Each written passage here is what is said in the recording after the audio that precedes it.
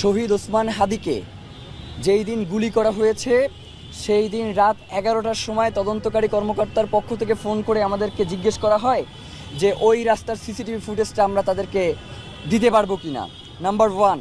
Number 2, শহীদ ওসমান হাদি যখন শাহাদাত বরণ করেন তখন আমরা শহীদ ওসমান হাদির যখন তাকে কবরস্থ করবার পরে শাহবাগে অবস্থান করলাম, তখন আমাদের যে আন্দোলন যাতে শহীদ ওসমান হাদির হত্যার বিচারিক প্রক্রিয়াটা যাতে দ্রুত সম্পন্ন হয়, এই জন্য আমাদেরকে বলা হইল গোয়েন্দা সংস্থার পক্ষ থেকে যে আপনাদের এইখানে যদি আপনারা অবস্থান করেন, আমরা খবর পাইছি যে এইখানে বোম ব্লাস্ট হইতে পারে, সুতরাং আপনারা বাসায় ফিরে যান। আপনারা যদি বাসায় না যান তাহলে আমরা বলবো যে আপনাদেরকে আমরা জানাইছিলাম কিন্তু আপনারা যান নাই, যার কারণে এই ঘটনা ঘটছে।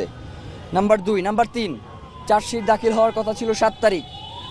6 তারিখে ডিবির পক্ষ থেকে সংবাদ সম্মেলন করে এই চার্জশিট দাখিল করা হয় সংবাদপত্রের দিকে, কিন্তু আমরা এগুলোর ব্যাপারে কিছু জানি না। নাম্বার 4, এখন পর্যন্ত আমাদের সাথে যেই কোঅর্ডিনেশনের করে কাজগুলো করবার কথা ছিল যোগাযোগ করে, এখন পর্যন্ত আমাদের সাথে ওইভাবে যোগাযোগ করে মামলার কাজগুলো বাস্তবায়ন করা হচ্ছে না। আদালত আমাকে জিজ্ঞেস করছে যে কোন তদন্ত সংস্থা দিয়ে আপনি তদন্তের কার্যক্রম পরিচালনা করতে চান। এইটা তো রাষ্ট্র ঠিক করবে যে কোন তদন্ত সংস্থা দিয়ে তদন্ত করাইলে শহীদ ওসমান হাদির প্রকৃত হত্যাকারীরা ধরা পড়বে।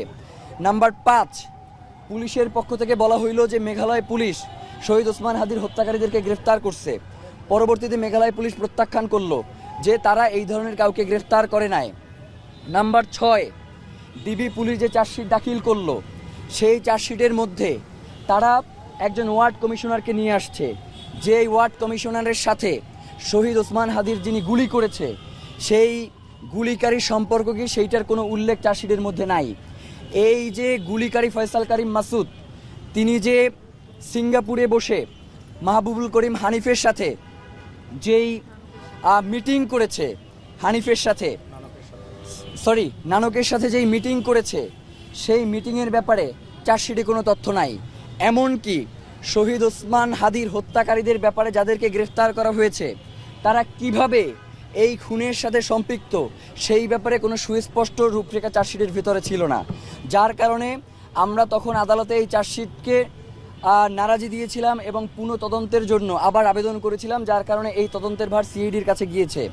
তো যেই প্রশাসনের পক্ষ থেকে বারংবার আমাদেরকে এই হত্যাকারীদেরকে বা বিচার প্রক্রিয়াকে ভিন্ন খাতে প্রবাহিত করবার চেষ্টা করা হয় এবং বিভিন্ন রাজনৈতিক দল থেকে হাদির হত্যার বিচারিক প্রক্রিয়াকে বাধাগ্রস্ত করবার যেই প্রচেষ্টা আমরা ফেসবুকে দেখি, সেই জায়গা থেকে আমাদের একটা আশঙ্কা থেকে যায় যে প্রশাসন চাইলেও এই হত্যার সুষ্ঠু তদন্ত করতে তারা সক্ষম কিনা। এই জন্য আমরা জাতিসংঘের অধীনে শহীদ ওসমান হাদির হত্যার একটা তদন্ত করবার জন্য তাদেরকে বলছি, বিচার করবার জন্য তাদেরকে বলি নাই। পৃথিবীতে এর পূর্বেও বেনজির ভুট্টো, রফিক হারিরির মতো লোকদের তদন্তের কাজ জাতিসংঘের অধীনে হয়েছে এবং বিশ্ব মিডিয়ায় শহীদ ওসমান হাদিকে, শুধু আমরাই নয়, বিশ্ব মিডিয়া শহীদ ওসমান হাদিকে বাংলাদেশের প্রেক্ষাপটে অত্যন্ত গুরুত্বপূর্ণ রাজনৈতিক ব্যক্তি হিসেবেই তারা মনে করেছেন। সুতরাং বাংলাদেশে রাজনৈতিক স্থিতিশীলতা, নিরাপত্তা, এই সকল ইস্যু সলভ করার জন্য শহীদ ওসমান হাদির হত্যার একটা সুষ্ঠু তদন্ত হওয়া প্রয়োজন।